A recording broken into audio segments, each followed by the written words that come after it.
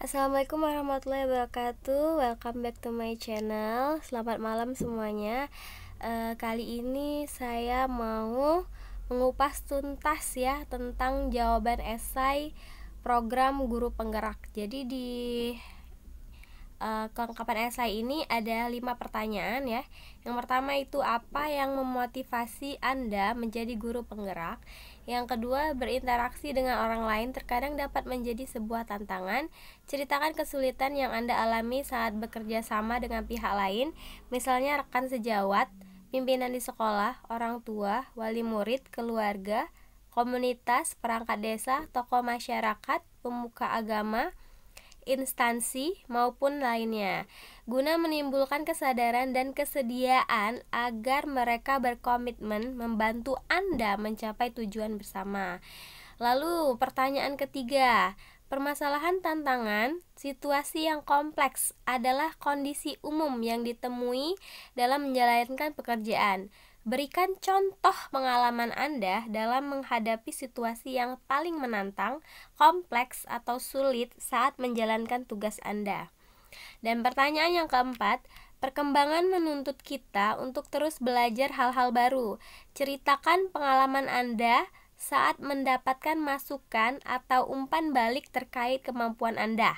Nah, untuk pertanyaan terakhir ya, yang nomor 5, ceritakan pengalaman Anda melakukan pengembangan terhadap orang lain, contohnya dengan guru, rekan sejawat lainnya, komunitas, tokoh masyarakat maupun lainnya. Misalnya dalam kegiatan perlombaan, riset ilmiah, mempersiapkan orang lain pada tujuan dan tanggung jawab baru atau lainnya. Oke, kita langsung kupas aja ya jawaban dari kelengkapan esai dalam program guru penggerak angkatan 8 ini. Oke.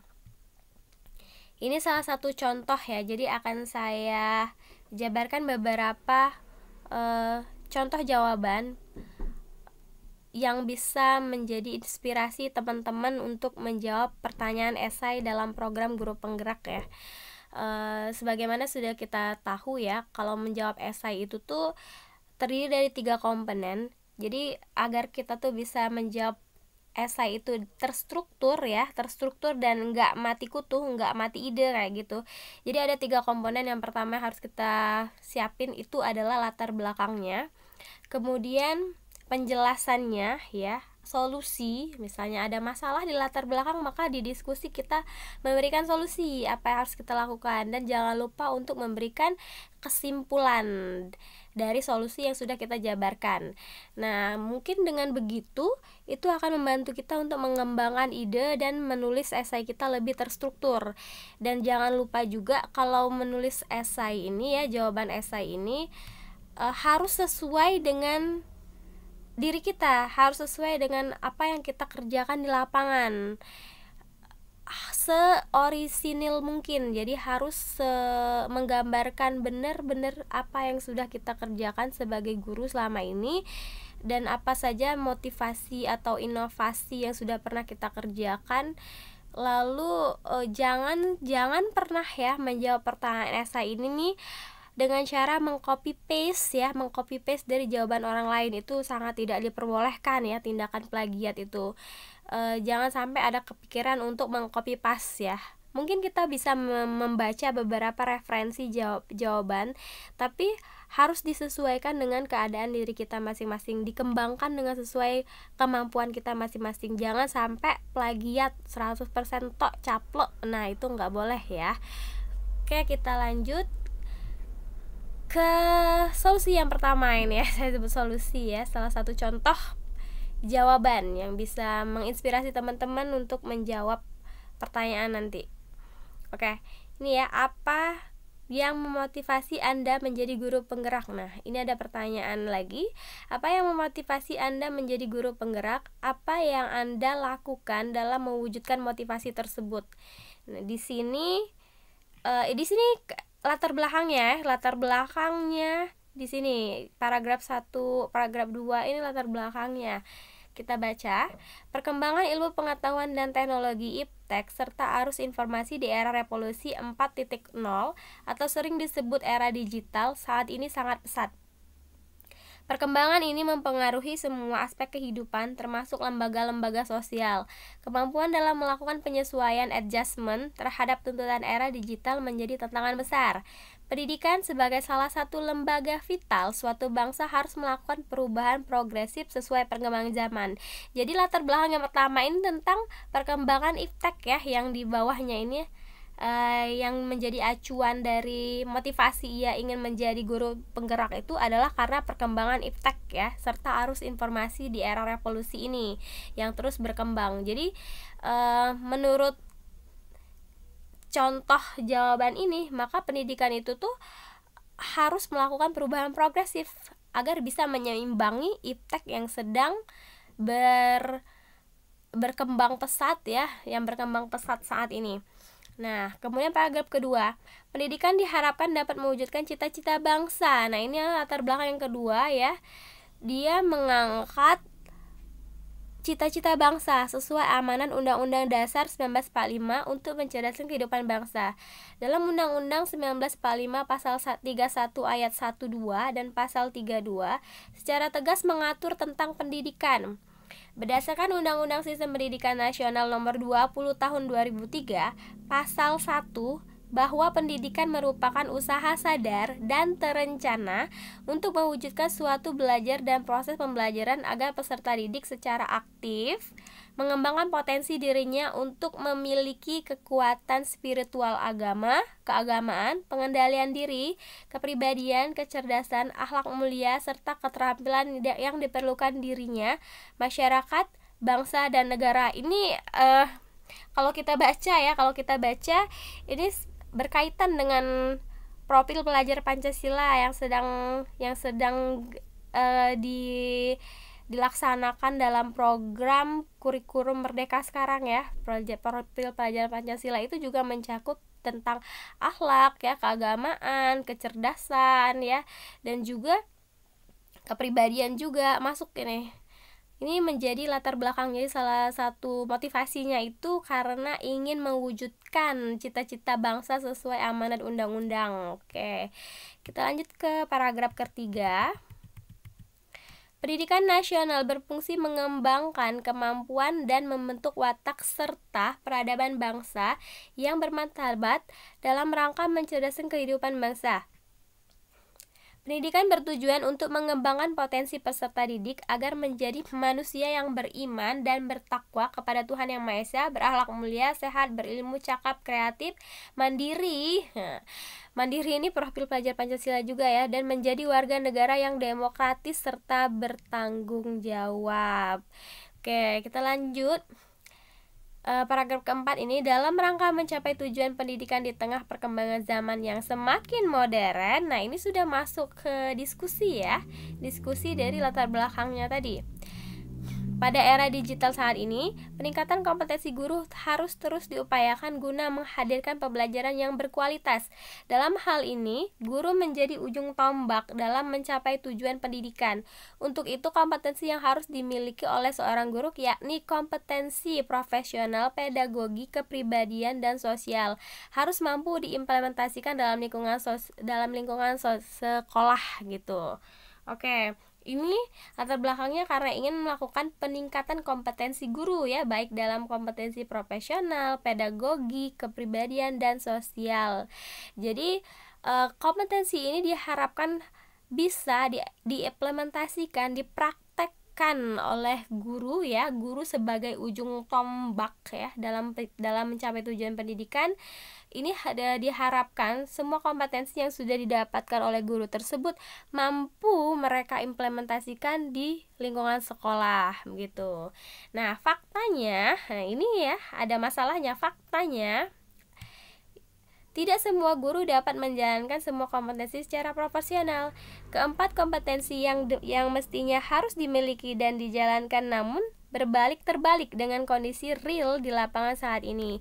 Tidak sedikit guru fokus mengajar atau menyampaikan materi pembelajaran namun mengabaikan kompetensi lainnya seperti kepribadian dan sosial. Oke, kita tidak bisa menapik fakta ini ya, kalau misalnya beberapa guru itu hanya menyampaikan pembelajaran di bidang kompetensi pengetahuan saja dan tidak memperhatikan sisi kepribadian dan sosial ya, sehingga guru terkesan tuh bersikap acuh terhadap peserta didiknya.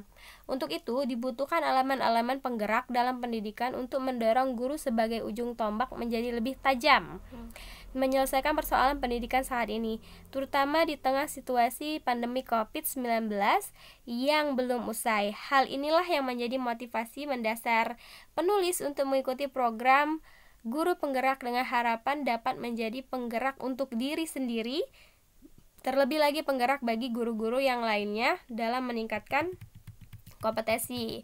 Nah, meski demikian, menjadi penggerak bagi orang lain memanglah bukan perkara mudah. Ya, betul ya, bukan perkara mudah. Untuk menggerakkan diri kita sendiri saja itu sudah sulit sebenarnya. Untuk mengikuti program calon guru penggerak ini juga tidak semua guru mau. Ya, mereka nggak mau repot, merasa ogah-ogahan. Ada juga yang merasa kalau mereka tidak punya kemampuan yang mumpuni untuk menjadi seorang guru penggerak. Ini juga menjadi salah satu alasan kenapa guru-guru itu terlihat segan ya untuk melakukan gebrakan baru, untuk melakukan inovasi baru, atau untuk menjadi salah satu anggota atau salah satu peserta dalam program guru penggerak ini. Karena memang tidak mudah ya untuk menggerakkan orang lain, karena menggerakkan diri sendiri aja kadang sulit gitu. Namun hal ini akan menjadi tantangan yang luar biasa dan menjadi sebuah kebanggaan tersendiri ketika mampu menggerakkan orang lain menjadi lebih baik. Ya betul ya, menurut penulis, kuncinya cukup sederhana, yakni meningkatkan intensitas interaksi melalui program-program berbagi melalui konsep kolaborasi dengan para guru lainnya. Hal ini sangat dimungkinkan dapat meningkatkan gairah mengajar dan mendidik generasi bangsa. Oke, dengan program sederhana tersebut akan banyak pengalaman dan ilmu-ilmu baru yang diperoleh dan dapat diterapkan di sekolah masing-masing. Penulis meyakini bahwa setiap orang memiliki kapasitas dan kapabilitas untuk dieksplorasi. Permasalahannya adalah kemampuan dari setiap individu untuk berkreasi dan berinovasi masih minim dan perlu didorong untuk berkembang ya. Jadi guru itu bertugas sebagai mengajar, dia harus mampu menjadi seorang motivator yang bisa menggerakkan setiap komponen yang ada di sekolah, seperti guru lainnya, siswa, dan juga tenaga kependidikan yang lainnya, agar mampu berkreasi dan berinovasi untuk dirinya sendiri misalnya untuk bidang pekerjaannya sendiri, atau untuk memberikan inspirasi pada orang banyak gitu. Selain motivasi yang telah dipaparkan di atas, motivasi lain yang mendorong penulis mengikuti program guru penggerak adalah ilmu dan pengalaman baru yang langka dan berharga. Tentu saja ya, dalam mengikuti program guru penggerak ini kita akan menambah ilmu pengetahuan kita, juga mendapatkan pengalaman baru, juga bertemu orang-orang yang baru, bertemu tutor-tutor yang luar biasa tentunya ya. Terlebih lagi pemerintah sangat gencar mensosialisasikan berbagai manfaat dan keuntungan menjadi guru penggerak untuk masa yang akan datang ya. Sebagaimana sudah kita tahu ya, kalau kita memiliki sertifikat guru penggerak, kita bisa memenuhi salah satu syarat kalau ingin menjadi kepala sekolah, kalau ingin menjadi pengawas, kalau ingin menjadi asesor, kalau ingin mendapatkan beasiswa ke Australia. Nah, itu beberapa manfaat kalau kita berhasil mendapatkan sertifikat dan juga berhasil lolos ya dalam mengikuti program calon guru penggerak ini. Oke. Pertanyaan berikutnya, apa kelebihan yang mendukung peran Anda sebagai guru penggerak? Jelaskan alasan dan berikan contohnya. Nah, selain motivasi yang kuat, kelebihan-kelebihan lainnya yang penulis miliki untuk mendukung peran sebagai guru penggerak nantinya, seperti penghargaan dan berbagai pelatihan-pelatihan teknis dan non-teknis di bidang pendidikan yang pernah diikuti dan lulus diantaranya. Jadi, dalam pertanyaan apa kelebihan yang mendukung peran kita sebagai guru penggerak, itu kita bisa menuliskan semua pelatihan yang sudah pernah kita ikuti dan juga penghargaan yang sudah pernah kita dapatkan ya. Di sini sebanyak-banyaknya. Ini misalnya saja ya, menjadi finalis Olimpiade Guru Nasional. Oke, mungkin tidak semua orang mengikuti ini. Oke. Kemudian nomor 2, sekolah mendapatkan piagam penghargaan atas partisipasi aktif dan pengimbasan yang dilakukan oleh penulis sebagai peserta pada program Guru Belajar dan Berbagi seri asesmen kompetensi minimum.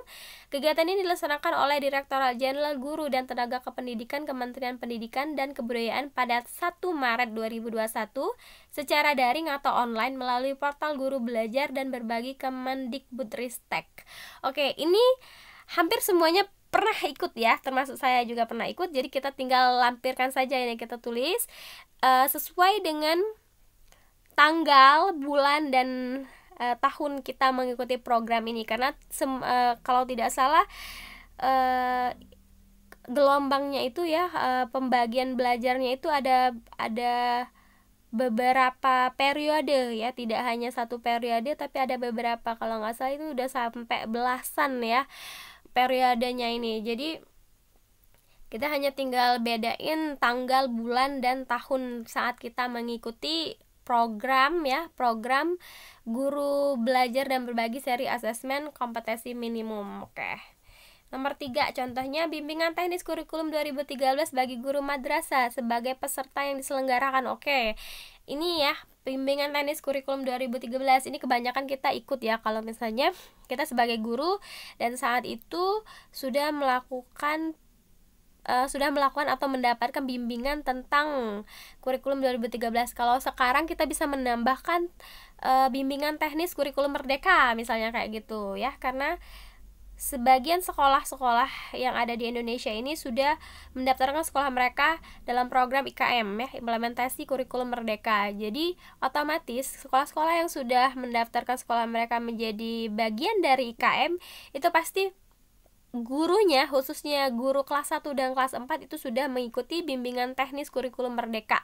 Oke, kita bisa tuliskan di sini ya yang sudah mengikuti bimbingan teknis tersebut. Nomor 4 ini contohnya pendidikan dan pelatihan teknis substantif peningkatan kompetensi administrasi pembelajaran bagi guru di lingkungan. Oke, ini kalau yang ikut langsung aja tulis ya.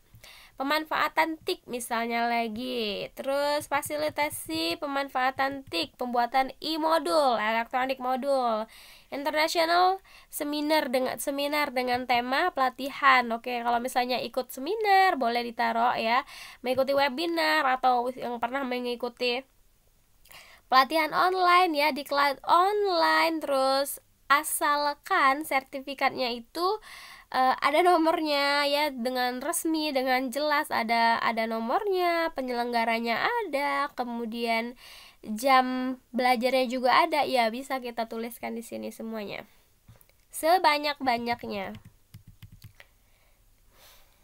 Oke, untuk soal berikutnya, berikan contoh perubahan, inovasi, pemberdayaan, gerakan, atau lainnya yang memberikan dampak nyata berdasarkan inisiatif Anda sendiri.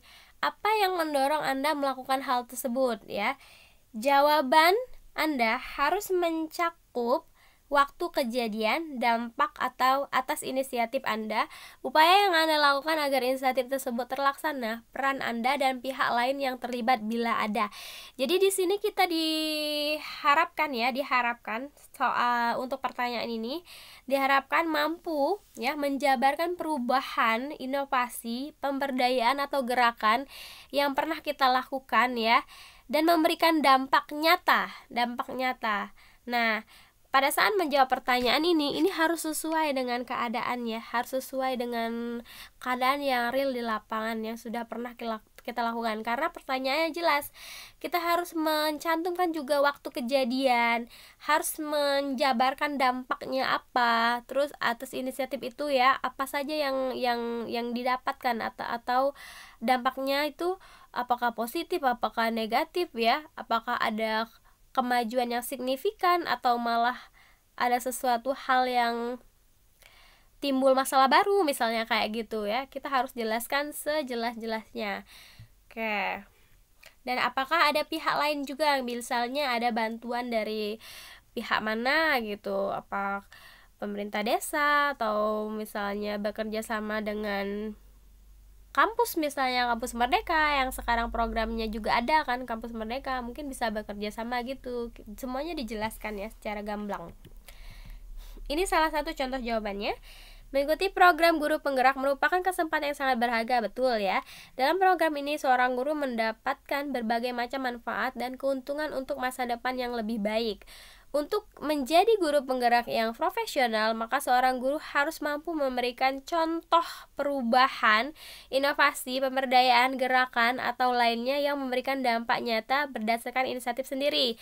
Selain itu, faktor yang mendorong guru melakukan hal tersebut harus mampu diidentifikasikan dengan baik. Oke, ini masih background ya, masih latar belakang untuk menjawab pertanyaan itu.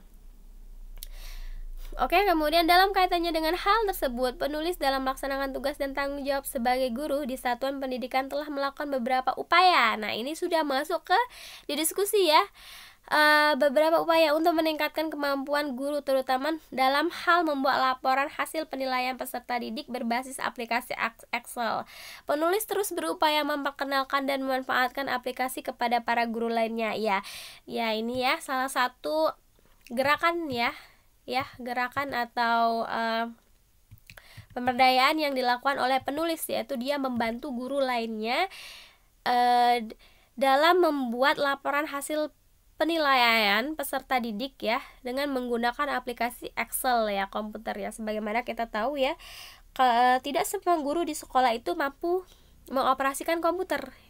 Apalagi guru-guru, mohon maaf, yang udah hampir pensiun ya, bukannya mengkategorikan, tapi mungkin beberapa sudah kesulitan untuk mengoperasikan komputer, karena komputer ini bukanlah bukan hal yang baru, tapi bukan hal yang biasa mereka operasikan pada zamannya.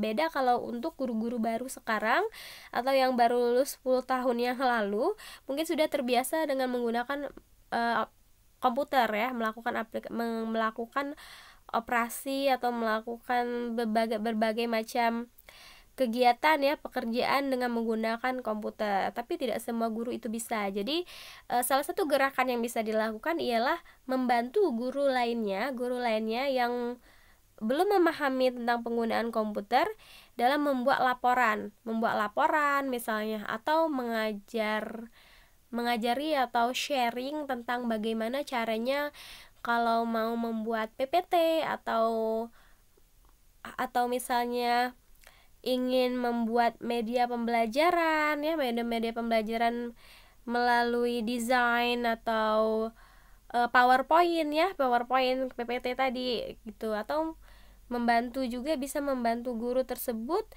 dalam mengoperasikan proyektor saat mengajar di kelas gitu. Upaya ini dilanjutkan lagi ya pada paragraf ketiga. Ini masih diskusi tentang apa yang si penulis ini lakukan ya. Upaya ini dilakukan penulis murni untuk berbagi dengan para guru lainnya dalam rangka mengefisienkan pekerjaan. Aplikasi ini bukan hak cipta penulis, namun pengembangan pada beberapa instrumen penilaian dilakukan untuk melengkapi form penilaian yang ada. Oke, bimbingan intens dilakukan untuk memberikan pemahaman dan penguasaan terhadap sistem kerja aplikasi tersebut. Dengan adanya aplikasi pengolahan nilai ini dapat memudah sistem pelaporan hasil penilaian oleh guru ya. Oke. Di satuan pendidikan tempat penulis mengajar, yang di SMA Negeri 1 Pringgarata, aplikasi ini merupakan hal baru bagi para guru dan tenaga kependidikan, sehingga antusiasme sebagian para guru sangat bagus dalam mempelajari dan memahami sistem kerja dari aplikasi tersebut. Hal ini menjadi inovasi baru di SMA-nya si penulis. Selain memperkenalkan aplikasi pengolahan nilai ya, penulis juga aktif memberikan pendampingan dalam penyusunan program kerja pembelajaran kepada beberapa guru. Dengan pengalaman aplikasi dan pendampingan yang penulis lakukan sangat berdampak positif terhadap kemajuan pada diri guru maupun pada aspek manajemen sekolah. Oke, ini dampaknya ya, dampak dari penulis yang yang ingin sharing ya dan melakukan gerakan ya dalam memperkenalkan aplikasi-aplikasi yang ada di komputer guna mengefisienkan pekerjaan dan manajemen sekolah. Meski status penulis hanya sebagai guru honorer tanpa menjabat posisi penting di sekolah, namun aktivitas pengembangan diri maupun kelompok intens dilakukan dengan sukarela. Pendampingan yang dilakukan penulis fokus pada bidang yang ditekuni dan sesuai dengan kompetensi yang dimiliki berdasarkan penghargaan dan pelatihan-pelatihan yang pernah diikuti. Selain itu, berbekal pengalaman mengikuti kegiatan pembelajaran berbasis TIK hingga level terakhir dalam kurung ini level 4 sekaligus menjadi sahabat rumah belajar Kemdikbud untuk Provinsi NTB penulis meyakini bahwa hal tersebut dapat menjadi modal awal untuk melakukan berbagai inovasi maupun gerakan-gerakan pemberdayaan terkait pembelajaran berbasis teknologi. Oke, ini inovasi lainnya, ada inovasi lain yang pernah penulis lakukan, yakni berhasil membawa ekstrakurikuler Gerakan Pramuka sebagai juara harapan 2 tingkat nasional mewakili Provinsi NTB. Oke, good And then terakhir, ekstrakurikuler ini berhasil meraih juara 1. Oke, ini dampaknya juga atas gerakan yang dilakukan penulis. Oke, bagus sekali. Jadi teman-teman, kita bisa menuliskan apa saja yang sudah pernah kita capai misalnya kita membawa sekolah kita menjadi juara apa. Nah, kebetulan 1 bulan yang lalu itu ada 17 Agustus dan banyak sekali lomba yang juga kita bisa tuliskan di sini. Misalnya sekolah kita memenangkan juara lomba LTBB, tuliskan di sini. Atau memenangkan juara sekolah sehat, atau misalnya memenangkan juara lomba O2SN juga sudah bisa kita tuliskan di sini semuanya Oke. Berangkat dari uraian di atas, penulis merasa perlu dan harus terlibat secara intensif dalam berbagai program-program pemerintah terkait pendidikan. Salah satunya program Guru Penggerak. Program Guru Penggerak merupakan salah satu program unggulan pemerintah pusat melalui Kementerian Pendidikan, Kebudayaan, Riset, dan Teknologi. Dengan program ini semua guru di seluruh Indonesia mendapatkan kesempatan yang sama untuk mengembangkan kompetensi diri dan sekaligus sebagai penggerak bagi guru lainnya untuk meningkatkan profesionalisme di bidangnya. Nah, untuk menjadi bagian dari guru penggerak, seorang guru harus memiliki motivasi yang kuat dan kelebihan-kelebihan yang dapat mendukung perannya sebagai guru penggerak. Dengan motivasi dan keinginan untuk berkembang yang kuat akan menjadi dasar yang paling fundamental dalam keberhasilan sebagai guru penggerak yang dengan maksimal. Dalam hal ini, sebagaimana yang telah diuraikan sebelumnya bahwa penulis memiliki motivasi yang tinggi untuk mengikuti kegiatan program guru penggerak. Jangan lupa kita harus menuliskan seberapa tinggi, seberapa besar keinginan kita untuk mengikuti program guru penggerak ini Selain motivasi yang kuat, kelebihan-kelebihan penulis yang lainnya memiliki menjadi modal awal yang baik untuk mendukung peran sebagai guru penggerak nantinya, seperti penghargaan berbagai pelatihan teknis dan non-teknis bidang pendidikan. Dengan berbagai penghargaan, mengikuti kompetensi dan pengalaman-pengalaman, mengikuti pelatihan baik di tingkat kabupaten hingga internasional, diharapkan dapat menjadi pertimbangan panitia seleksi calon guru penggerak tahun 2021. Ini contohnya tahun 2021 untuk menerima penulis sebagai guru penggerak. Hal tersebut juga diharapkan dapat menjadi pendukung dalam menjalankan peran sebagai guru penggerak nantinya. Oke. Tidak dipungkiri bahwa pentingnya pengalaman sebagai pendukung dapat menjalankan peran sebagai guru penggerak tidak terlepas dari perkembangan ilmu pengetahuan dan teknologi serta arus informasi. Revolusi 4.0 atau sering disebut era digital saat ini sangat pesat. Oke, perkembangan ini mempengaruhi semua aspek kehidupan termasuk lembaga-lembaga sosial. Kemampuan dalam melakukan penyesuaian adjustment terhadap tuntutan era digital menjadi tantangan besar.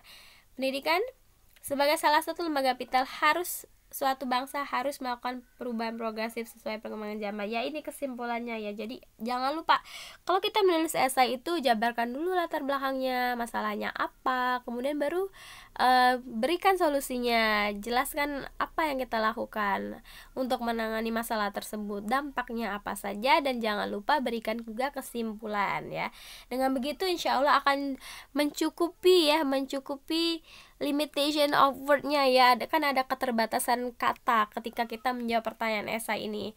Ada minimalnya, ini saya contohkan ya. Misalnya aja kita langsung lengkapi nih, coba kita lihat. Nah ya, ada minimal dan maksimum karakternya. Jadi minimal 500 karakter dan maksimal 5000 karakter. Jadi dengan strategi kita harus membagi jawaban esai itu menjadi 3 bagian, yaitu ada backgroundnya, ada latar belakangnya, kemudian ada solusinya, ada diskusinya ya, dan kemudian kesimpulan. Insya Allah ini bisa tercukupi ya, tanpa harus ngeblank ide kayak gitu. Oke, kita lanjutkan. Untuk soal nomor 2, berinteraksi dengan orang lain terkadang dapat menjadi sebuah tantangan. Ceritakan kesulitan yang Anda alami saat bekerja sama dengan pihak lain, misalnya rekan sejawat. Oke, pimpinan di sekolah, orang tua, wali murid, keluarga, komunitas, perangkat desa, tokoh masyarakat, pemuka agama, instansi maupun lainnya. Guna menimbulkan kesadaran dan kesediaan agar mereka berkomitmen membantu Anda mencapai tujuan bersama.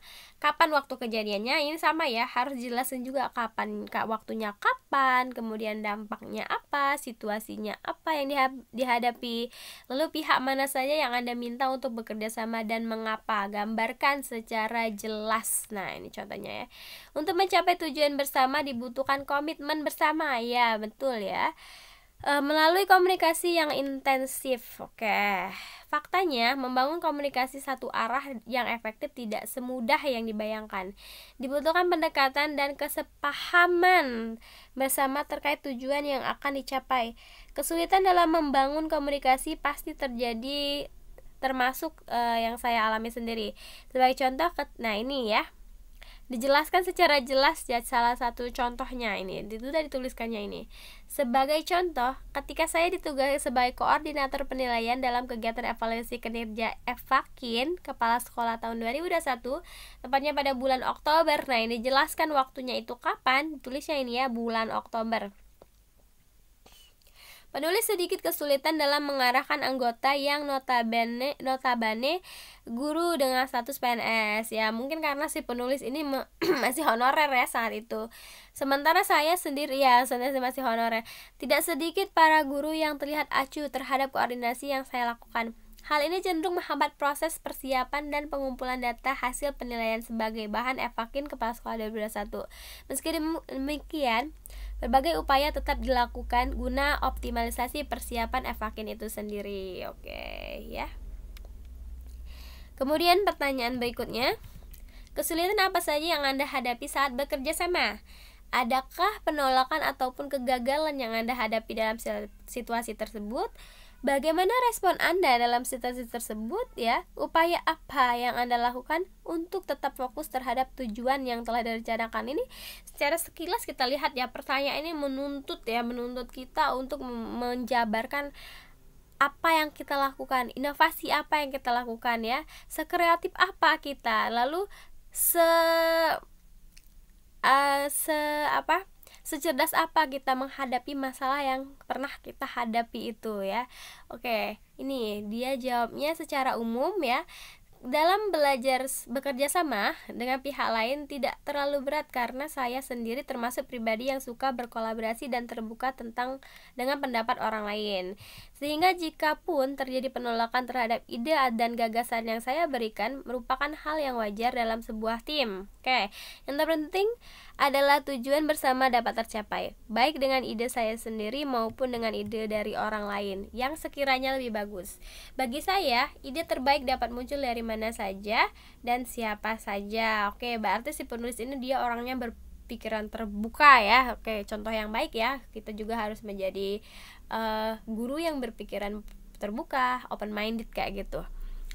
Untuk itu, tugas kita adalah melakukan suatu program yang telah disepakati bersama dengan baik guna mewujudkan hasil kerja yang sesuai dengan perencanaan awal.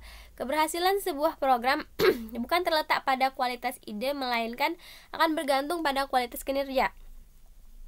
Dengan demikian, orientasi kerja bagi saya adalah proses dan hasil. Oke, betul ya, saya juga sependapat dengan penulis ini. Jadi orientasi itu adalah prosesnya, proses kerjasamanya ya. Bagaimana kita menyeimbangi satu orang dengan orang yang lainnya, bagaimana berinteraksi, bagaimana kita bisa bekerja sama, memecahkan masalah juga bersama, dan tentunya ya dalam proses yang dinamis, proses yang baik ya, ada juga hasil yang maksimal gitu, ada hasilnya juga harus bagus. Pada prinsipnya, keberhasilan program merupakan keberhasilan bersama, dan begitu pun juga sebaliknya. Saya meyakini bahwa cara-cara seperti ini akan berdampak positif terhadap keberlangsungan suatu organisasi. Oke, saya juga setuju. Pertanyaan berikutnya, upaya apa saja yang Anda lakukan untuk mendapatkan komitmen dari berbagai pihak untuk bekerja sama? Ya, ini usaha ya. Apa saja yang dilakukan agar bisa mendapatkan komitmen ya, kepercayaan ya, keselarasan ya dari berbagai pihak. Sebagaimana yang telah saya uraikan sebelumnya, bahwa untuk mencapai tujuan bersama dibutuhkan komitmen bersama melalui komunikasi satu arah yang intensif ya. Faktanya, membangun komunikasi satu arah yang efektif tidak semudah yang dibayangkan. Dibutuhkan pendekatan dan kesepahaman bersama terkait tujuan yang akan dicapai. Kesulitan dalam membangun komunikasi pasti terjadi, termasuk yang saya alami sendiri. Untuk itu, upaya terpenting yang saya lakukan dalam mencapai komitmen dengan berbagai pihak dalam bekerja sama adalah upaya persuasif ya, upaya persuasif. Jadi ada jimik-jimik ya untuk mempengaruhi. Upaya ini saya yakini lebih efektif dalam mengatasi berbagai kesulitan dalam mencapai kesepakatan bersama. Memberikan pemahaman yang jelas dan dengan cara yang sederhana terkait sistem kerja dan tujuan akhir akan lebih mudah diterima oleh berbagai pihak manapun, termasuk dari latar belakang status sosial yang lebih tinggi dalam struktur organisasi. Jadi yang kita harus menanamkan tujuan dari apa yang akan kita dapatkan ya. Jadi kita harus bekerja sama itu demi hasil akhirnya itu ya. Oke, selain itu, upaya merangkul, mengkomodir dan memfasilitasi berbagai kepentingan atau kebutuhan anggota dengan baik akan mempengaruhi tingkat motivasi kerja para pihak yang terlibat semakin tinggi. Pada dasarnya adalah membangun transparansi dalam bekerja sehingga dapat meminimalisir kesalahpahaman dalam bekerja sama. Oke ya. Jadi keterbukaan itu penting saat kita bekerja sama dengan banyak orang ya, agar kita dapat meminimalisir kesalahpahaman dalam bekerja. Jadi tidak ada orang yang tebak-tebakan gitu, ya, yang salah mengira, misalnya maunya A dia mikirnya B kayak gitu, karena tidak transparan, karena tidak terbuka gitu. Secara psikologi, setiap orang memiliki karakteristik yang berbeda-beda, maka pendekatan dan perlakuan yang diberikan harus proporsional, jadi harus sesuai dengan porsinya ya. Jadi kalau misalnya temannya itu orang yang ngegas yang mudah marah dan temperamen ya, kita harus bersikap setenang air gitu. Setenang air ya. Jadi harus dengan proporsional gitu. Oke, misalnya temannya itu, satu rekan atau anggotanya itu berhati sensitif ya, mudah nangis gitu, maka kita harus jaga suara gitu, jangan sampai menyinggung gitu. Dalam bekerja sama harus menghindari perlakuan yang berbau sara ya. Sara ini jangan sampai ya. Hal ini seringkali terabaikan oleh para pemangku kebijakan sehingga membuat organisasi menjadi tidak sehat. Oke. Ini sungguh sangat disayangkan ya. Jadi harus, sara itu sangat amat sensitif ya. Jadi kalau bisa itu dihindari. Bagaimana hasilnya? Setelah melakukan langkah-langkah persuasif, meningkatkan intensitas komunikasi satu arah untuk membangun kesepahaman bersama, mengakomodir berbagai kepentingan anggota, memberikan motivasi, perlakuan yang adil bagi seluruh pihak, dan menghindari sara dalam kerjasama tim ternyata berhasil membangun kolaborasi yang efektif dan mempercepat proses kerjasama. Antusiasme para pihak dalam membangun komitmen bersama nampak dari proses yang cepat dan hasil yang memuaskan. Sebagai contoh, saat ini saya tidak lagi kesulitan dengan data yang saya butuhkan dalam persiapan Evakin 2021. Sebagian besar para guru memberikan support yang bagus dalam memenuhi tuntutan kerja. Oke. Nah, ini pertanyaan nomor 3. Permasalahan, tantangan, situasi yang kompleks adalah kondisi umum yang ditemui dalam menjalankan pekerjaan. Berikan contoh pengalaman Anda dalam menghadapi situasi yang paling menantang, kompleks, atau sulit saat menjalankan tugas Anda. Kapan waktu kejadiannya? Permasalahan, tantangan, atau kompleksitas apa yang Anda hadapi saat itu? Gambarkan secara jelas. Oke. Nah, ini latar belakangnya. Kita mulai lagi dari latar belakang lagi, kayak gitu. Setiap pekerjaan tentu memiliki tantangan tersendiri. Permasalahan dalam melaksanakan pekerjaan pasti ada dengan kompleksitas masalah yang beragam. Saya sendiri dalam melaksanakan tugas sebagai pendidik sering mengalami hal tersebut. Sebagai contoh, ketika saya ditugaskan sebagai pembina ekstrakurikuler pramuka yang baru di sekolah, terdapat berbagai macam masalah seperti solidaritas anggota, sara, dan prasarana yang kurang. Ya, ini kalau permula ini pasti ada masalah seperti ini ya, prasarana yang kurang, administrasi yang berantakan hingga prestasi yang menurun. Pada posisi ini saya merasa dihadapkan dengan masalah yang sangat kompleks dan membutuhkan penyelesaian yang segera dan efektif dengan strategi yang jitu. Upaya apa yang Anda lakukan untuk memahami situasi tersebut secara komprehensif? Peluang dan kesempatan apa saja yang Anda identifikasi dalam situasi tersebut untuk membantu Anda menghadapinya? Oke, dalam menghadapi situasi seperti ini tentu dibutuhkan strategi jitu. Strategi jitu yang saya maksud adalah dengan melakukan kolaborasi dan kerjasama dengan berbagai pihak terkait guna membantu memahami akar permasalahan dengan baik sehingga penanganan yang dilakukan menjadi tepat. Pihak-pihak yang cukup mengerti dengan permasalahan ini tentu para pemangku kebijakan seperti kepala sekolah beserta jajarannya dan warga sekolah lainnya. Ya, warga sekolah lainnya tuh kayak guru ya, tenaga kependidikan, penjaga sekolah ya, kalau ada cleaning service, tukang kebun gitu ya, security, komite sekolah ya juga gitu, termasuk wali murid juga termasuk. Selain itu, pihak yang terkait secara langsung adalah orang-orang yang pernah terlibat dan memiliki andil di dalam ekstrakurikuler pramuka, seperti pembina sebelumnya, pelatih, ketua, dan para anggota yang dirasa mengerti dan paham dengan permasalahan yang sedang terjadi. Saya meyakini bahwa setiap permasalahan pasti ada penyelesaian. Meski di awal saya menjabat sebagai pembina ekstrakurikuler pramuka dengan berbagai permasalahan yang ada, saya tetap optimis dapat menyelesaikan setiap permasalahan organisasi dan keluar dari sebagai pemenang.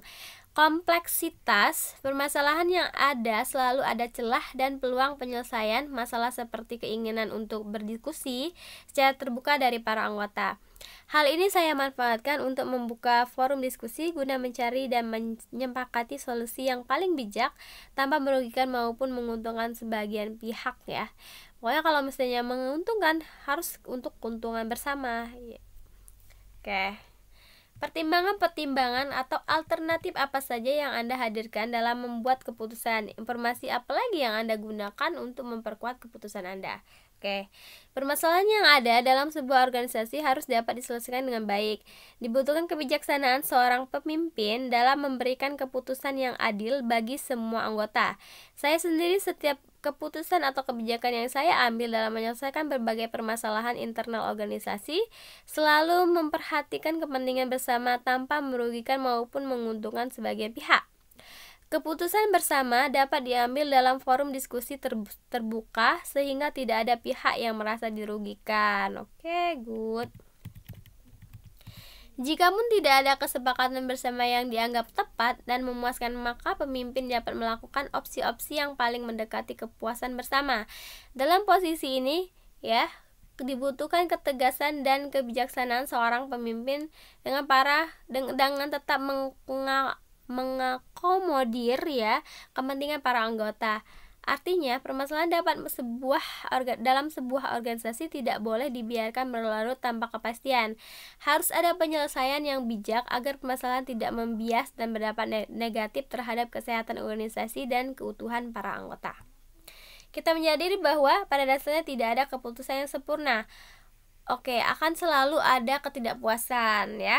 Namun ya, dibutuhkan perhatian seorang pemimpin secara kontinu ya terhadap kepentingan para anggota yang belum terakomodir. Jadi seorang pemimpin itu tidak boleh mengabaikan kepentingan minoritas anggota.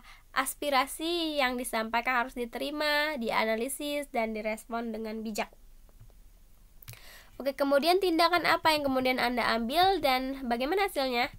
Pada dasarnya keputusan dalam setiap menyelesaikan permasalahan harus diambil. Oke, betul ya. Pertimbangan-pertimbangan sebagaimana diuraikan sebelumnya harus bijaksana dan mengakomodir setiap kepentingan anggota. Untuk itu, dalam konteks masalah ekstrakurikuler pramuka, saya tetap membuat keputusan dengan mempertimbangkan saran, masukan, dan data yang ada. Langkah pertama yang saya lakukan adalah menata ulang struktur kepengurusan, mengajukan proposal kebutuhan sarana dan prasarana, melakukan pembinaan emosional secara intens, dan melaksanakan program kerja secara aktif. Dengan langkah tersebut, mampu membentuk ekstrakurikuler pramuka ya, unggul di tingkat kecamatan, provinsi, ya, kabupaten, hingga tingkat nasional. Oke.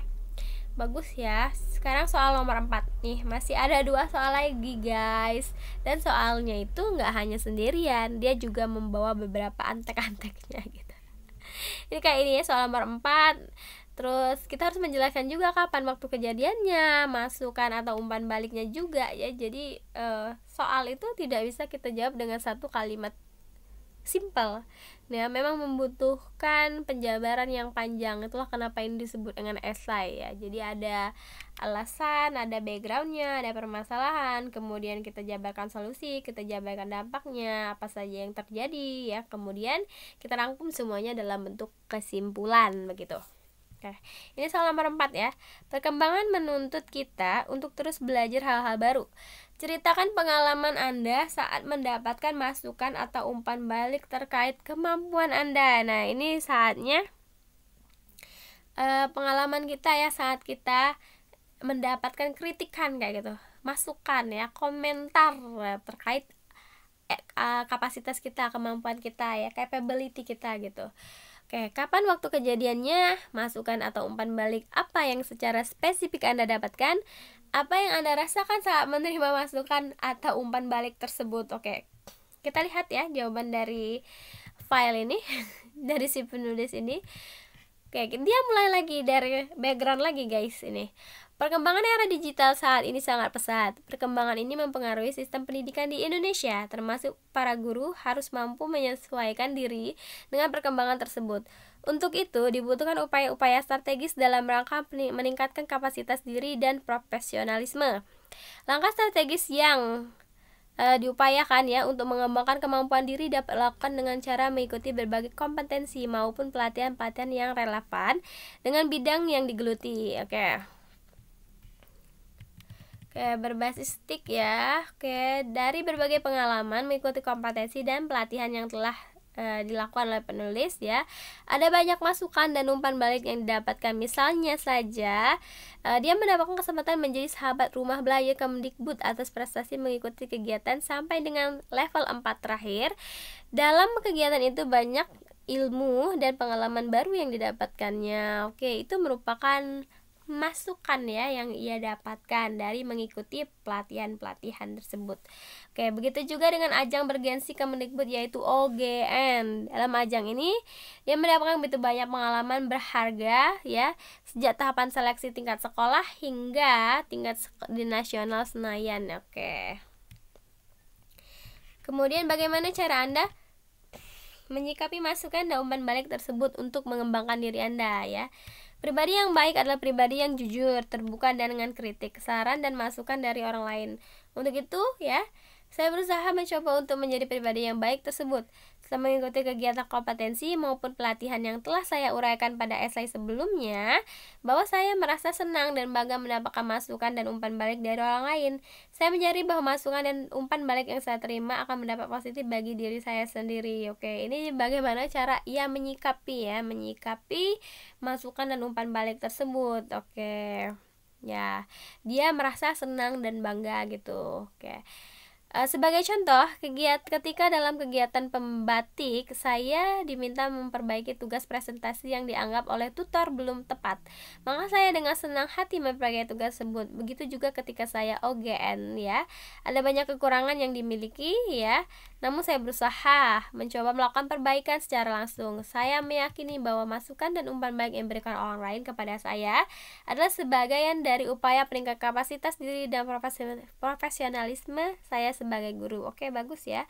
Dia termasuk jadi kita harus memiliki salah satu karakter mau menerima kritikan yang membangun gitu ya. Harus mampu bersikap ya atau berpikiran secara terbuka gitu. Oke, selain masukan dan umpan balik dalam proses pengembangan diri Anda, hal berbeda apa yang Anda lakukan untuk mendukung proses pengembangan diri Anda? Adakah cara-cara di luar kebiasaan yang Anda lakukan di mana hal tersebut membuat Anda kurang nyaman namun mendukung proses pembelajaran Anda? Oke, selain memanfaatkan masukan dan umpan balik yang disampaikan kepada saya untuk pengembangan diri, saya juga mencoba aktif dalam menguasai teknologi website atau blog. Selain itu, mengajar. Saya juga ditugaskan sebagai pengelola website dan jurnalis sekolah.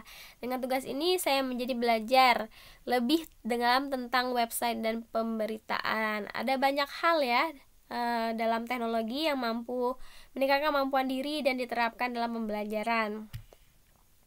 Oke, salah satu websitenya adalah edukasiinfo.com. Oke, ini memiliki manfaat yang luar biasa dalam pembelajaran. Oke, selain website, penulis juga mencoba membangun konsep hubungan dengan friendly relationship ya dengan peserta didik.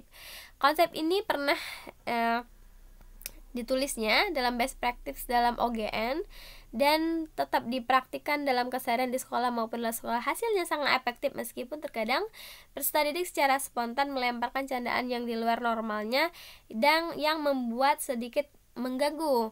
Namun saya akui pola ini sangat efektif dalam pembelajaran di kelas. Peserta didik semakin nyaman dan suka dengan pelajaran yang saya ampuh. Oke, dan juga peserta didiknya menjadi lebih menghargainya sebagai guru. Oke, masih ada pertanyaan lain. Ini masih nomor 4 ya, belum loncat ke nomor 5. Bagaimana aplikasi hasil proses pembelajaran yang Anda sebutkan dalam pekerjaan Anda? Oke. Nih, sebagaimana yang telah diuraikan katanya ya, untuk itu ya proses pembelajaran yang berlangsung dalam kelas melakukan pola hubungan friendly relationship telah mampu mempermudah pekerjaannya sebagai guru dalam mengajar dan mendidik. Proses pembelajaran yang berlangsung dengan nyaman dan berpengaruh terhadap semangat mengajar serta kecintaan terhadap pekerjaan semakin tinggi.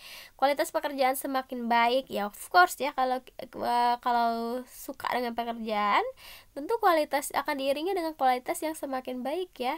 Dan karena proses pembelajaran yang didukung oleh aspek-aspek lainnya seperti pemanfaatan teknologi tersebut. Oke. Nah, ini kesimpulannya ya. Hasil proses pembelajaran sangat mempengaruhi kualitas pekerjaan yang dilakukan. Kemampuan mengelola pembelajaran dengan hasil yang baik dapat menciptakan citra pekerjaan yang semakin baik bagi masyarakat maupun bagi diri sendiri. Hasil proses pembelajaran yang baik juga mampu meningkatkan motivasi belajar dan prestasi peserta didik. Oke guys, sekarang pertanyaan terakhir nih soal nomor 5. Ceritakan pengalaman Anda melakukan pengembangan terhadap orang lain, contohnya dengan guru, rekan sejawat. Ini kita ya melakukan program pengembangan ya ke guru-guru yang ada di sekolah atau rekan sejawat yang ada di sekolah lain juga bisa. Komunitas guru ini misalnya KKG kayak gitu atau SGI kayak itu, kayak IGI ya, tokoh masyarakat maupun lainnya atau komunitas-komunitas khusus lainnya ya yang masih ada kaitannya dengan pendidikan, misalnya kayak ruang guru kayak gitu atau Indonesia Mengajar ya, salah satu komunitas yang baik juga itu. Oke. Misalnya melakukan kegiatan perlombaan, riset ilmiah, mempersiapkan orang lain pada tugas dan tanggung jawab atau lainnya gitu. Kapan waktu kejadiannya, siapa yang Anda kembangkan, apa yang memotivasi Anda melakukan pengembangan tersebut ya. Dalam beberapa tahun ini dijelaskan ya, kegiatan yang setelah dilakukannya, misalnya sebagai pemateri. Oke, sebagai pemateri boleh kita masukkan di sini, sebagai narasumber atau sebagai panitia ya, panitia yang mengadakan event lomba apa aja, lomba pramuka bisa gitu ya, atau sebagai pembina atau membimbing anggota ekstrakurikuler gitu, membina atau membimbing kegiatan lainnya, nggak cuman ekstrakurikuler pramuka, mungkin juga ada ekstrakurikuler science ya misalnya, atau kegiatan mading kayak gitu ya. Lalu melakukan pengimbasan juga terhadap beberapa guru, misalnya tentang AKM tadi ya, nyambung juga gitu. Oke, dituliskannya juga, motivasi saya melakukan pengembangan tersebut murni karena ingin berbagi pengalaman dengan orang lain, samping ada beberapa kegiatan yang merupakan tuntutan dari program tersebut. Oke, ya betul, kalau misal AKM itu kan kalau kita nggak melakukan pengimbasan, kita nggak bakal dapat piagam buat sekolah gitu, jadi memang ada kaitannya. Tapi itu kegiatan yang bagus sih, dengan mengimbaskan akhirnya kita mengajak orang lain untuk melakukan suatu gerakan atau melakukan program yang baik ya, saya rasa gitu. Jadi orang lain juga ikut mengerti apa itu AKM, fungsinya apa gitu, dan skup-skup yang meliputinya itu juga bisa tersampaikan juga gitu. Hal apa yang menjadi fokus pengembangan? Ceritakan pula cara Anda membangun kesepakatan guna mencapai hasil pengembangan yang diharapkan. Dalam sebuah pengembangan yang saya lakukan, fokus pada pengembangan skill peserta didik dan peningkatan kompetensi bidang pendidikan untuk mendukung peningkatan profesionalisme guru. Untuk melakukan pengembangan terhadap peserta didik maupun terhadap guru dibutuhkan kesepemahaman bersama untuk mendapatkan kesepakatan. Yang paling penting dalam mengembangkan ini adalah membuat sebuah komitmen bersama untuk maju dan berkembang di awal pertemuan. Dengan demikian, kesadaran dari diri sendiri akan muncul karena sudah ada komitmen di awal tadi ya. Jadi otomatis diri sendiri itu akan sadar dan menjadi termotivasi untuk melakukan pengembangan secara maksimal. Oke. Saya meyakini bahwa sehebat apapun saya dalam mengembangkan orang lain tidak akan berarti apapun tanpa kesadaran dari diri orang lain yang dibimbing. Jadi dari kita yang membimbing dan orang yang dibimbing itu harus matching ya, harus klop gitu, sama-sama sadar akan hasil akhir yang akan didapatkan. Jadi akan timbulnya kesepakatan sehingga termotivasi untuk mendapatkan hasil yang maksimal ya. Ya, tidak kalah pentingnya katanya ada konsistensi dalam melaksanakan pengembangan. Ketekunan dan keuletan dalam melakukan kegiatan harus dimaksimalkan guna mencapai hasil yang optimal ya. Pada prinsipnya adalah kemauan kemauan untuk belajar dan berkembang. Oke. Selanjutnya ya, dukungan apa saja yang Anda berikan bagi orang tersebut? Hambatan apa yang Anda temui dan bagaimana cara agar dapat mengatasinya? Upaya-upaya apa saja yang Anda lakukan untuk mempertahankan motivasi orang tersebut? Oke. Dalam proses pengembangan terhadap orang lain dibutuhkan dukungan moral ya, betul, maupun moral ya, baik moral maupun material gitu, seperti hanya yang saya lakukan. Mengelola, membina dan membimbing sebuah kelompok bukanlah perkara yang mudah.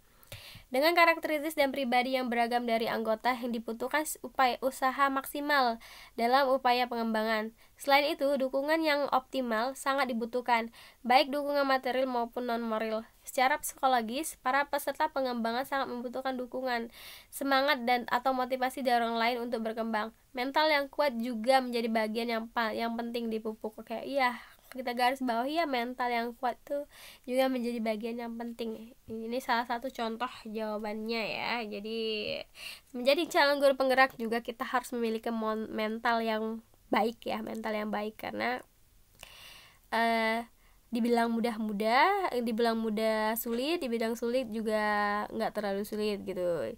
Ada kalanya manusia itu mengalami up and down. Jadi motivasi dan semangat serta dukungan itu sangat penting agar terus termotivasi dan mau melakukan segala sesuatu itu dengan baik. Oke.